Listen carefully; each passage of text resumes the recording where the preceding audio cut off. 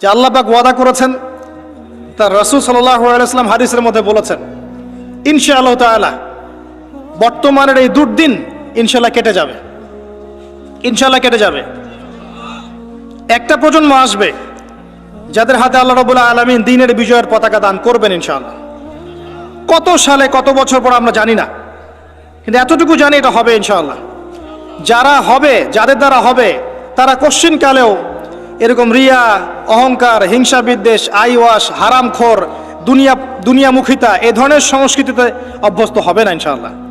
যাদের দ্বারা হবে দেখবেন তারা তাওহীদপন্থী হবে, সুন্নাহপন্থী হবে, হালাল খাবে, ওদের পারিবারিক আদর্শ ঠিক থাকবে, ওদের মাঝে ঐক্য থাকবে এবং নিজের জান মাল সময় শ্রম দিয়ে তারা আল্লাহর পথে কাজ করবে ইনশাআল্লাহ। দেখে নিয়েন তাদের দ্বারা ইসলামের বিজয় হবে ইনশাআল্লাহ। মাঝখান থেকে কি হলো? মাঝখান থেকে আমি, আপনি, আমাদেরকে আল্লাহ পাক একটা সময় দিয়েছিলেন 30 বছর, 40 বছর, 50 বছর, 60 বছর। এই সময়টুকুকে আমরা অপচয় করলাম, আর কিচ্ছু না।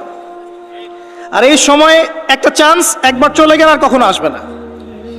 ইমাজিন, আপনি মনে করেন ইউ আর ডেড, আপনি মারা গেছেন, তারপর বুঝবেন যে আপনি মারা যাওয়ার পরেও উম্মার কিছুই যায় আসে নাই, এই মহাবিশ্বের কিচ্ছু যায় আসেনি, আপনি এসেছেন চলে গেছেন। যখন ছিলাম পৃথিবীতে তখন আমি আমার উপর অর্পিত দায়িত্ব কতটুকু পালন করেছি এর হিসাব আমাকে দিতে হবে পরকালে কিয়ামতের মাঠে। আল্লাহ পাক আমাদের কথাগুলোর গভীরতা বোঝার তৌফিক দান করুন। আমরা সবাই চাই উম্মার উন্নতি, অগ্রগতি, প্রগতি এবং বিজয়, কিন্তু আমরা এখন যা যা কাজ নিয়ে ব্যস্ত আছি এগুলোতে ব্যস্ত থাকলে এই বিজয় অর্জিত হবে না। আমাদেরকে রাসূলুল্লাহ সাল্লাল্লাহু আলাইহি ওয়াসাল্লাম এবং সাহাবায়ে কেরাম রাদিয়াল্লাহু আনহুর মতো করে দ্বীনের পথে কাজ করতে হবে। সর্বপ্রথম দরকার ইলম, ওলামায়ে কেরামের সোহবত, তাসকিয়া, আত্মশুদ্ধি। আপনার দরকার ওলামায়ে কেরামের মধ্যে ইউনাইটেড একটা প্ল্যাটফর্ম, একটা যোগ্য নেতৃত্ব, সবাইকে নিজের ভাই মনে করার মানসিকতা, নিজের দেশ, জাতি, উম্মাকে একসাথে নিয়ে এগিয়ে যাওয়া, সবার কল্যাণকামী হওয়া। দরকার যুব সমাজের রেভলিউশন, যুব সমাজের আল্লাহর পথে প্রত্যাবর্তনের রেভলিউশন দরকার। আমাদের মেয়েদের যে অশ্লীলতার পথে নিয়ে যাওয়া হয়েছে এখান থেকে ওদের প্রত্যাবর্তন দরকার আল্লাহর পথে। আমাদের পরবর্তী জেনারেশনকে আবু বকর, ওমর, ওসমান, আলী রাদিয়াল্লাহু আনহুর মতো আদর্শে গড়ে তোলা দরকার। অনেক কাজ বাকি আছে, অনেক কাজ বাকি আছে, কাজের বহু বাকি আছে, পথ এখনো যোজন যোজন দূর। আমরা এমন কিছু করে ফেলিনি এখনো যে বাংলার মাটিতে দিন কায়েম হয়ে গেছে, এমন কিছু করিনি আমরা এখনো। আর আমরা এভাবে হেলায় খেলায় যদি সবকিছু পার করতে থাকি, এখন যা আছে 10 বছর পর সেটাও থাকবে না। দেখে নিয়েন, দেখে নিয়েন, এখন যা আছে এভাবেই যদি চলতে থাকি আমরা, আগামী 10 বছর এটাও থাকবে না। তখন আফসোস করতে হবে আগের 10 বছরই মনে হয় ভালো ছিল। হ্যাঁ, বিগত 10, 20, 30, 40, 50 থেকে যদি এভাবে কাজ করতে পারতাম হয়তো আজকে আমাকে এই অবস্থা দেখতে হতো না। কথাগুলো অনেকের মনোপুত হবে না আমি জানি, কিন্তু যাদের মনোপুত হবে না তাদের নিয়ে আমার মোটেও মাথা ব্যথা নাই। যেটা আপনাকে সত্য বলে মনে হচ্ছে এবং আল্লাহ আপনার কলবের মধ্যে ইনস্টল করেছেন, কোরআন সুন্নাহর মানদণ্ডের সত্য, এই সত্য বলা সৎসাহস আপনার থাকা উচিত। তার পক্ষে একজন মানুষ থাক আর 1 লাখ মানুষই থাক, যদি এমন কোনো কথা সত্য হয় যেটা কেউ বলেনি আগে, আপনার সাহস করা উচিত সেটা বলার জন্য। আজকে থেকে 6 বছর আগে বলেছিলাম যে পেপার মানি থাকবে না, বলেছিলাম। আগামী 10 বছরের মধ্যে দেখবেন ইনশাআল্লাহ তাআলা, ওয়াল্লাহু আ'লাম বছর কত, আগামী সময়গুলোতে দেখবেন পেপার মানি বলে কিচ্ছু থাকবে না। ডিজিট দিবেন, খালি ডিজিট। তার চেয়ে ডেঞ্জারাস বিষয় হচ্ছে এই ক্রিপ্টোকারেন্সির উপরে গভর্নমেন্টের কোনো নিয়ন্ত্রণ থাকবে না।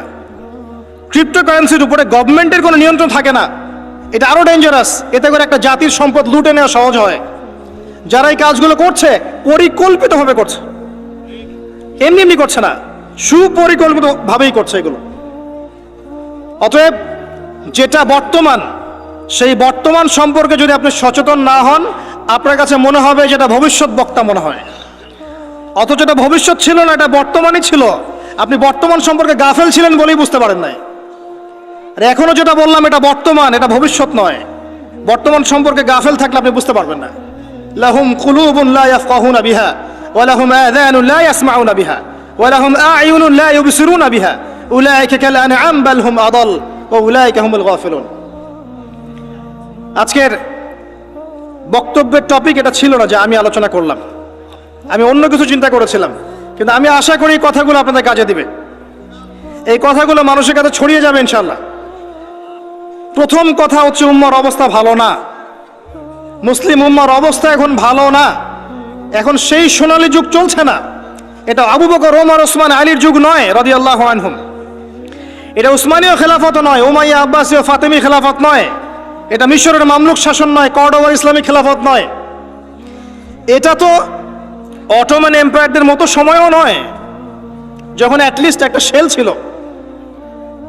এতিম অবস্থায় আছি আমরা। সারা ওয়ার্ল্ড ওয়াইড তাকান, দেখবেন মুসলিমদের স্বতন্ত্র কোনো খেলাফা স্টেট নাই, আছে? পুরো মুসলিম উম্মার দিকে তাকান, যেদিকে তাকাবেন সেদিকে মুসলিমরা মার খাচ্ছে দেখবেন। যে কোনো কান্ট্রি বেছে নেন, দেখবেন মার খাচ্ছে। পুরো উম্মার দিকে তাকান, মুসলিমরা আছে সবচেয়ে বড় সুদখোর। মুসলিমরা সুদ খাচ্ছে। মুসলিম উম্মার যুবকরা আজকে নাস্তিক হয়ে যাচ্ছে। জেনারেল লাইনে পড়া ম্যাক্সিমাম যুবক কোরআন তেলাওয়াত করতে পারে না। ম্যাক্সিমাম মেয়ের আজকে বেপর্দায় চলছে। ম্যাক্সিমাম আলেমদের মধ্যে আপনি দেখবেন বিভক্তি। উম্মা সেই সোনালী যুগে আর নেই এখন। পলিটিক্যালি আপনার কাছে কোনো পাওয়ার নাই, ইকোনমিক কোনো সেকশন নাই, স্বতন্ত্র কোনো ইকোনমিক সিস্টেম নাই, কোনো মিডিয়া নাই আপনার স্বতন্ত্র, স্বতন্ত্র প্রযুক্তিও নাই, স্বতন্ত্র সামরিক বাহিনী নাই। এবং কয়টা মুসলিম কান্ট্রি আপনি পাবেন যাদের পারমাণবিক অস্ত্র আছে? ওভারঅল সারা বিশ্ব জুড়ে আমাদের অবস্থা ভালো না, এটাকে বুঝতে হবে আপনাকে। এরপরে আপনাকে চিন্তা করতে হবে কিভাবে কাজ করা যায় ব্যক্তিগত পর্যায়ে, as a nation, as a উম্মা, as a family, as a organization, কিভাবে আগানো যায়। কোনো ফিকির দেখি না আমি যুবকদের মধ্যে এখন। কয়টা যুবককে আপনি দেখবেন যারা ফিকির করছে? জেনারেল লাইনে পড়া। কাদের মধ্যে ফিকির আছে? যখন আল্লাহ যাদেরকে দায়িত্ব দিয়েছেন তারা ফিকির করে না, আল্লাহ পাক অন্য কওমকে নিয়ে এসে ওদের জায়গায় বসায় দেন। ইয়াস্তাবদিল কওমান গায়রাকুম সুম্মা লা ইয়াকুনু আমসালাকুম, আল্লাহ সূরা মুহাম্মাদের মধ্যে বলেছেন, ইন তানসুরুল্লাহ ইয়ানসুরুকুম, তোমরা আল্লাহকে সাহায্য করলে আল্লাহ সাহায্য করবেন। আমরা যদি আল্লাহ দিনকে সাহায্য না করি, দিন কি এমনি এমনি প্রতিষ্ঠা হবে নাকি?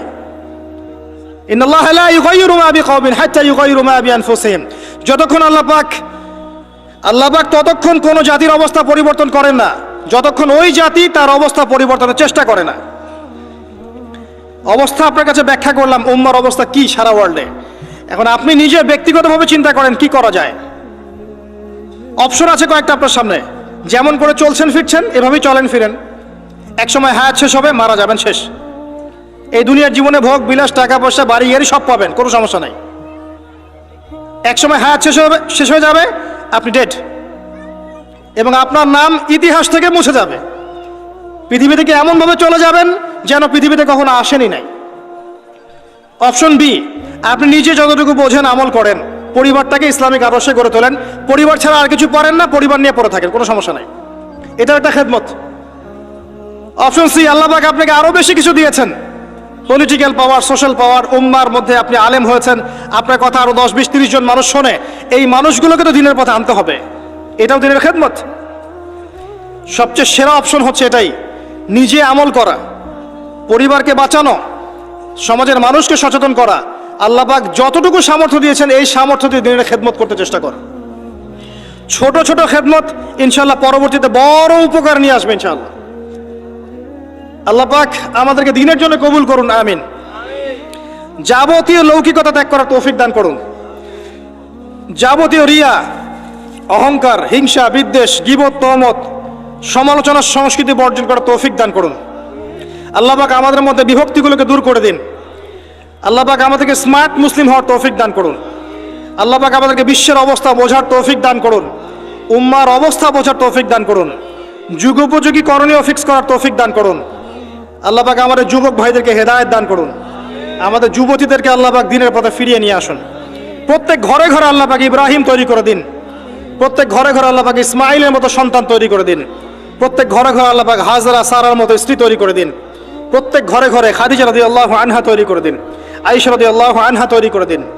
আল্লাহ পাক যুব সমাজকে রাসূলুল্লাহ সাল্লাল্লাহু আলাইহি ওয়াসাল্লামের সাহাবীদের মতো কবুল করুন। এবং আগামী এই 50 বছরের যে লড়াই সামনে আসতে যাচ্ছে, আল্লাহ পাক এই লড়াই উম্মাকে যেন বিজয়ী করেন, আল্লাহুম্মা আমিন। উম্মার বিজয় সংগঠিত করানোর জন্য যেরকম ঈমান, আমল, ত্যাগ, মুজাহাদা, দাওয়াত, মেহনতের দরকার, আল্লাহ পাক আমাদের প্রত্যেকের কলবের মধ্যে এই চেতনা নাজিল করে দিন, আল্লাহুম্মা আমিন। মনে হয় একটা দেহ, একটা বডি, চোরাবালিতে ঢুকে গেছে। চোরাবালি বোঝেন? একটা বডি চোরাবালিতে ঢুকে গেছে। প্রথমে ছিল টাকনু পর্যন্ত, যখন টাকনু পর্যন্ত ছিল তখন সে নড়াচড়া করার চেষ্টা করেছে। আশপাশের মানুষরা ওকে বুঝিয়েছে নড়াচড়া করো না, টাকনু পর্যন্ত আছো, হাঁটু পর্যন্ত চলে যাবে। সে নড়াচড়া করা থামিয়ে দিয়েছে। নড়াচড়া না করা সত্ত্বেও একদিন তার হাঁটু ডুবে গেছে। হাঁটু ডুবে যাওয়ার পর আশপাশের মানুষ আবার বুঝিয়েছে খবরটা নড়াচড়া করো না, যদি আর নড়াচড়া করো তোমার উরু পর্যন্ত ডুবে যাবে। সে বেচারা নড়াচড়া করে নাই, দাঁড়িয়ে আছে। নড়াচড়া না করা সত্ত্বেও একদিন তার থাই পর্যন্ত ডুবে গেছে। এভাবে আস্তে আস্তে কোমর, তারপর আস্তে আস্তে বুক, আস্তে আস্তে গলা। আমার কাছে এখন মনে হয় যে গলাটুকু যে বাকি আছে এইটুকু খুব কষ্ট করে উঠতে চেষ্টা করছে। কিছু মানুষ এই গলা সহ বডিটাকে বের করার চেষ্টা করছে, আর আশপাশের ওই মানুষগুলো এখনো বলে যাচ্ছে নড়াচড়া করো না, নড়াচড়া করো না, নড়াচড়া করলে তোমার এই গলাটুকু ডুবে যাবে। এই গলাটুকু একদিন ডুবে যাবে, এমনিতেই ডুবে যাবে। যদি সে প্রথম অবস্থায় নড়াচড়া করত আর আশপাশের মানুষগুলো সবাই মিলে তাকে হেল্প করত, আজকে এই বডিটা স্বাধীনভাবে ঘুরতে পারতো ইনশাআল্লাহ তাআলা। আর এই বডিটা হচ্ছে সারা বিশ্বে মুসলিম উম্মাহ। এই বডিটা হচ্ছে সারা বিশ্বে মুসলিম উম্মাহ। জানি না আমার কথা আপনি বুঝতে পারলেন কিনা। বাস্তবতা এমনই, বাস্তবতা এমনই। এখন আপনি চেষ্টা করছেন বের করার নিজেকে, আবারও পুরো দেহটাকে বের করব, পুরো দেহটা আবার স্বাধীনভাবে হাঁটবে ইনশাআল্লাহ। কিন্তু আশপাশের মানুষ বলবে নড়াচড়া করো না, নড়াচড়া করো না, যতটুকু আছে এতটুকু ডুবে যাও। এরা শুরু থেকে এই কথাই বলে এসেছিল, আজ পর্যন্ত এই কথাই বলে যাচ্ছে। বডি আস্তে আস্তে টাকনু, হাঁটু, কোমর, বুক, গলা পর্যন্ত ডুবে গেছে। পুরো বিশ্বের দিকে আপনি তাকিয়ে দেখেন, মুসলিম উম্মার এর চেয়ে বেস্ট এক্সাম্পল আমার কাছে জানা নাই এখন। তবে ইনশাআল্লাহ এই দিন থাকবে না। ইনশাআল্লাহ তাআলা আল্লাহ পাক অচিরেই এমন প্রজন্ম নিয়ে আসবেন যারা পুরো গলা সহ বডিটাকে টেনে বের করবে ইনশাআল্লাহ। কিন্তু এখন আমরা যা করছি এগুলো করতে থাকলে কখনো এই কাজ সম্ভব হবে না। প্রথম যে কাজটা দরকার, প্রিয় ভাইয়েরা, আমার কথায় মন খারাপ করবেন না, প্রথম যে কাজটা দরকার সেটা হচ্ছে তাওহীদ, আল্লাহ পাকের একত্ববাদ। এই তাওহীদের সাথে কোনো কিছুর শরিক করা যাবে না, টোটালি খালেস তাওহীদ লাগবে। এবং নবীর সুন্নাহ সাল্লাল্লাহু আলাইহি ওয়াসাল্লাম, তাওহীদ এবং সুন্নাহর সাথে কোনো আপোষ করা যাবে না। এরপর দরকার আপনার আদর্শ পরিবার এবং হালাল রিজিক। এরপর দরকার আপনার উম্মার মধ্যে ঐক্য এবং ওলামায়ে কেরামের কাছে গিয়ে দ্বারস্থ হয়ে তাদেরকে রিকোয়েস্ট করা যে আপনারা ঐক্যবদ্ধ হন আল্লাহর ওয়াস্তে। আর কবে ঐক্যবদ্ধ হবেন? কবে ঐক্যবদ্ধ হবেন? আপনাদের দিকে সবাই তাকিয়ে আছে, কেউ আমার দিকে তাকিয়ে নাই, কেউ আপনার দিকে তাকিয়ে নাই। উম্মাহ তাকিয়ে থাকে ওলামায়ে কেরামের দিকে যে আপনারা ঐক্যবদ্ধ হবেন এবং সবাইকে নেতৃত্ব দিবেন। জনগণ, আমাদের মতো আম জনগণ কখনো নেতৃত্ব দেওয়ার যোগ্যতা অর্জন করতে পারে না। যাদের যোগ্যতা আছে তাদেরকেই ঐক্যবদ্ধ হতে হয় এবং এগিয়ে নিতে হয় উম্মাহকে। এখানে ঐক্যের দরকার আছে,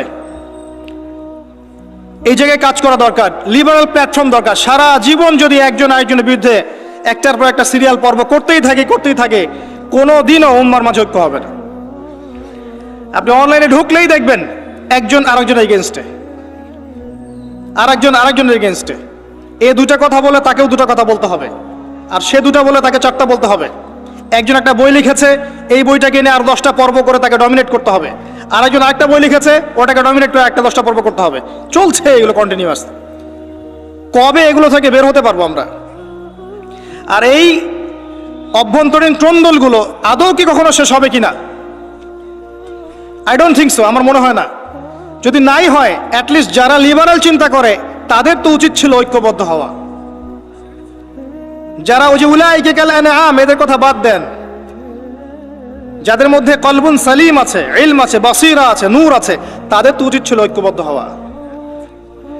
কে নেতৃত্ব দিবে জাতিকে? ধর্মতাত্ত্বিক নেতৃত্ব কি পলিটিশিয়ান দিতে পারবে? ধর্মতাত্ত্বিক নেতৃত্ব কি পলিটিশিয়ানরা দিতে পারবে? তাদের কাছে তো ধর্ম নাই, বিকজ তাদের কনসেপ্ট ডিফারেন্ট। তাদের কনসেপ্ট হচ্ছে ধর্ম এবং পলিটিক্স আলাদা জিনিস। ধর্ম আপনি ঘরে পালন করবেন, মসজিদে পালন করবেন, এর কথা আপনি রাজনীতিতে বলতে আসবেন না, এতে কনসেপ্ট এমন। এই কনসেপ্ট বাদ দেন, যারা ধর্মকেন্দ্রিক চিন্তা করছেন তাদের ধর্মতাত্ত্বিক নেতৃত্ব কে দিবে? তারা দিবে না, আলেম ওলামা দিবেন। এখানে ঐক্যের দরকার আছে না? আহ্বান করতে পারবো সর্বোচ্চ যে আল্লাহর ওয়াস্তে আপনারা ঐক্যবদ্ধ হন, একটা ইউনাইটেড মুসলিম উম্মাহ ফর্ম করেন। আগামী দিনের তরুণ প্রজন্ম এবং পরবর্তী জেনারেশন, আমাদের মা বোনরা, তরুণীরা সবাই তাকিয়ে আছে ওলামায়ে কেরামের দিকে, সবাই তাকিয়ে আছে। আমরা কনস্ট্রাকটিভ কাজের কথা বলছি। ইলম অর্জন আপনার কনস্ট্রাকটিভ কাজ, পড়াশোনা করতে হবে, ওলামায়ে কেরামের সোহবতে যেতে হবে, এটা একটা কনস্ট্রাকটিভ কাজ। যে যেখানে আছি সেখান থেকেই দিনের প্রচার প্রসার প্রতিষ্ঠার জন্য কাজ করতে হবে, এটা কনস্ট্রাকটিভ কাজ। দেশের সরকার, প্রশাসন, জনগণ, ওলামায়ে কেরাম সবাই মিলে একটা বডি, একটা উম্মাহ, একটা দেহ সবাই।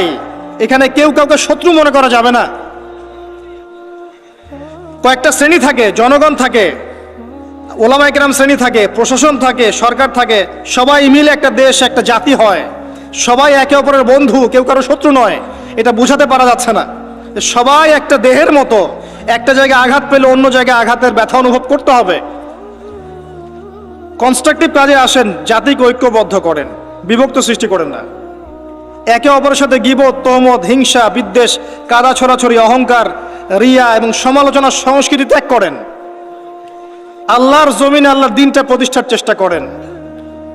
এই কথাগুলো আজ থেকে 10-20 বছর পরে গিয়ে আপনারা বুঝতে পারবেন ইনশাআল্লাহ। তো অপেক্ষা করতে থাকেন। সময় যেভাবে পরিবর্তন হচ্ছে, আজকে থেকে 10টা এবং 20টা বছর যেতে দেন, তারপর দেখবেন অবস্থা কেমন হয়। তবে আমরা এতটুকু বিশ্বাস করি,